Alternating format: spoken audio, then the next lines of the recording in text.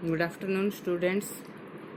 7वीं class में SS में हमारा चौथा अध्याय चल रहा है कानूनों की समझ, जिसमें आज हम देखते हैं नए कानून किस तरह बनते हैं। तो नए कानून किस प्रकार से बनाए जाते हैं, ये सब पाठ के आरंभ में ही मैंने आपको समझाया था कि धन बिल किस प्रकार से पास होते हैं और साधारण बिल किस प्रकार से कानून का रूप लेते हैं, धन बिल कैसे जैसे कानून बनते हैं, बजट कैसे पास होता है। तो ये सब पाठ के आरंभ में ही मैंने विस्तार से आपको समझाया था। तो यहाँ पर एक कानून पास होने की प्रक्रिया बताई गई है। महिलाओं के हित के लिए घरेलू हिंसा कानून जो कि बनाया गया है, ये कानून किस प्रकार से संसद में पास होता है। तो यहाँ पर जैसे दिखाया गया है कि बहुत सी महिलाएं जिनके परिवार में उनके ऊपर अत्याचार होते हैं, ये महिलाएं पुलिस में जाते हैं और ये जैसे पुलिस अफसर हैं, पुलिस में जाकर ये अपनी शिकायत करती हैं कि मुझे घर से निकाला जा रहा है, मेरे साथ मारपीट किया जा रहा है।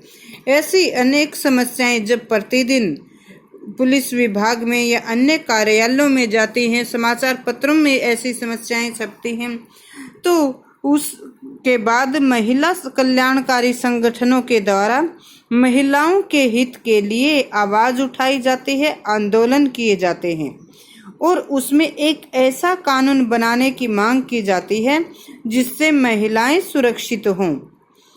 बाद में महिला संगठनों के द्वारा इस ऊपर पूरा विचार किया जाता है कि इस कानून में किन किन पक्षों को लिया जाना चाहिए और बाद में वे विचार विमर्श करते हैं कि हिंसा के दायरे में शारीरिक हिंसा, मानसिक हिंसा, आर्थिक हिंसा सभी को शामिल किया जाना चाहिए। तो यहाँ पर महिला संगठन के द्वारा उस कानून के सभी पक्षों पर विचार किया जाता है, पूरी बैठक बुलाई जाती है, विचार विमर्श करके ये तय किया जाता है कि संसद के सामने एक ऐसा कानून बनाने की पेशकश की जाएगी, एक ऐसा कानून बनाने की मांग की जाएगी जिससे महिलाओं को सुरक्षा प्रदान की जाए। तो अंत में संसद के राज्यसभा सदन में महिला सुरक्षा अधिनियम बिल ये पेश किया जाता है। बच्चों, मैंने आपसे बताया था ना कि साधारण बिल राज्यसभा या लोकसभा दोनों सदनों में पहले किसी भी सदन में पेश किए जा सकते हैं। धन बिल पहले लोकसभा में ही होते हैं, लेकिन साधारण बिल लोकसभा या राज्यसभा दोनों सदनों में से किसी भी सदन में पहले पेश किए जा सकते हैं। तो इस प्रकार से विचार विमर्श के बाद में जैसे राज्यसभा में धन बिल पेश किए जाते हैं, राज्यसभा में जैसे साधारण बिल पास होने की प्रक्रिया मैंने आपको बताई थी, उसी प्रकार से राज्यसभा में भी ये महिलाओं की सुरक्षा के लिए जो महिला हिंसा कानून था, इस पर पूरा विचार किया जाता है और संसद में इसे पास करके एक कमेटी, एक स्थायी जो कमेटी बनाई जाती है, समिति बनाई जाती है, उसके पास भेजा जाता है। समिति इस पर पूरा विचार करती है। जो राज्यसभा में जो बिल पास हो चुका है उस पर बाद में इस समिति के द्वारा विचार किया जाता है और समिति इसमें कुछ बदलाव करने के सुझाव देती है। थोड़ा सा संशोधन करना, संशोधन, बदलाव को ही संशोधन कहा जाता है ना, तो कुछ संशोधन करने का जैसे सुझाव इसके द्वारा दिए जाते हैं और कुछ संशोधनों के बाद में ये फिर से राज्यसभा में इस रिपोर्ट को पेश किया जाता है। राज्यसभा में पास होने के बाद उसे लोकसभा में पास करवाया जाता है और लोकसभा के द्वारा पास किए जाने के बाद राष्ट्रपति की स्वीकृति के लिए भेज दिया जाता है। राष्ट्रपति की स्वीकृति के बाद ये घरेलू हिंसा महिला सुरक्षा कानून बन जाता है। तो ये सब कब बना था ये कानून? तो इस पूरी प्रक्रिया के बाद 2006 में घरेलू हिंसा सुरक्षा कानून लागू किया गया। अप्रैल 1991 में महिलाओं के द्वारा ऐसा कानून बनाने की मांग आरंभ हुई थी। अप्रैल 1991 में महिलाओं जो ये अपनी शिकायत करती हैं, और उसके बाद जैसे हम देखते हैं कि पूरी प्रक्रिया के तहत 2006 में दिसंबर 2002 में इसे समिति में विचार विमर्श के लिए भेजा गया था। कब? दिसंबर 2002 में। और ये पास कब हुआ था?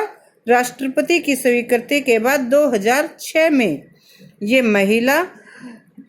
ये घरेलू हिंसा महिला सुरक्षा कानून पास हो गया था। तो इस प्रकार से घरेलू हिंसा महिला सुरक्षा कानून बनाया गया। अब बच्चों हम ये देखते हैं कि सरकार के द्वारा जो कानून बनाए जाते हैं, वैसे तो सरकार सभी कानून जनहित के लिए ही बनाती है, लेकिन ऐसा जरूरी नहीं है कि एक वर्ग के लिए जो कानून बनाए जाते हैं उससे दूसरा वर्ग भी संतुष्ट हो। अब मानो गेहूं की फसल के मूल्य में वृद्धि की जाती है। यदि सरकार गेहूं की फसल के मूल्य में, उत्पादित मूल्य में जैसे वृद्धि करती है, तो किसानों का भला होता है, किसान खुश होते हैं। लेकिन व्यापारी वर्ग क्या चाहता है? व्यापार तो उसे सस्ते चाहेंगे, तो इससे व्यापारी संतुष्ट नहीं होंगे। और अगर व्यापारियों के हित को देखती है तो किसान संतुष्ट नहीं होंगे। तो जो कानून बनते हैं वो आवश्यक नहीं है कि उससे प्रत्येक वर्ग संतुष्ट हो। अब मानो किसी कारखानों में काम करने वाले श्रमिकों के लिए सरकार के द्वारा कानून बनाए जाते हैं कि श्रमिकों के आराम करने का समय निश्चित होगा, उसके वेतन में वृद्धि होगी ताकि महंगाई में उनका घर का काम जैसे गुजारा अच्छी प्रकार से चल सके। तो श्रमिकों को वेतन में सरकार के द्वारा वृद्धि की जाएगी और उनको शारीरिक सुविधा को ध्यान में रखते हुए उनको आराम करने के समय भी बीच में निर्धारित किया जाएगा। तो इससे श्रमिक वर्ग तो खुश होगा क्योंकि उसको सुविधा भी मिली है, उसको वेतन में भी वृद्धि हुई है। लेकिन वो जहाँ पर वो काम कर रहे हैं, उस किसी कारखाने में काम कर रहे हैं, जिस जगह पर काम कर रहे हैं, तो उनसे काम करवाने वाला वो जो वर्ग है, वो कारखाने के मालिक हैं दूसरे, वो तो संतुष्ट नहीं होंगे ना, क्योंकि वो तो उनसे ज्यादा काम चाहेंगे, वो तो उनको कम वेतन देना चाहेंगे। तो इसलिए ये आवश्यक नहीं है कि सरकार के द्वारा जो कानून बनाए उसके सभी खुश हों। कुछ एक कानून ऐसे भी होते हैं जो कुछ एक वर्ग को पसंद नहीं होते, उनको प्रिय नहीं लगते, और वो विवाद के कारण। तो अब देखते हैं हम अलोकप्रिय और विवादास्पद कानून। तो कुछ एक कानूनों पर तो जैसे कुछ विवाद होते हैं, जैसे उदाहरण के लिए जब सरकार के द्वारा निम्न वर्ग के, जो निचली जातियां हैं, निम्न वर्ग है, उसके विकास के लिए उसे कुछ अतिरिक्त सुविधाएं दी गई थी। अतिरिक्त सुविधाएं किस प्रकार से दी गई थी? आरक्षण के रूप में। नौकरियों में भी उनको आरक्षण प्रदान किया गया, शिक्षा में भी उन्हें आरक्षण दिया गया, उनकी फीस अन्य बच्चों से कम होती थी।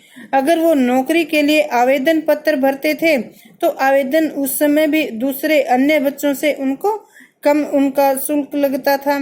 तो इस प्रकार से निम्न वर्ग को जो सुविधाएं दी गई, तो इससे जो सवर्ण वर्ग था वो असंतुष्ट हुआ। क्यों? क्योंकि उनका मानना था कि ये जो उनको अलग से सुविधाएं दी जा रही हैं, ये समानता के सिद्धांत के विरुद्ध हैं। देखो, संविधान के अनुसार धारा 15 के अनुसार जो सामाजिक समानता थी उसमें क्या था कि सरकार की तरफ से नौकरियों में, सरकारी नौकरियों में लिंग, जाति, धर्म के आधार पर भेदभाव नहीं होगा, ऐसा था ना। परंतु यहाँ पर सरकार ने भेदभाव किया।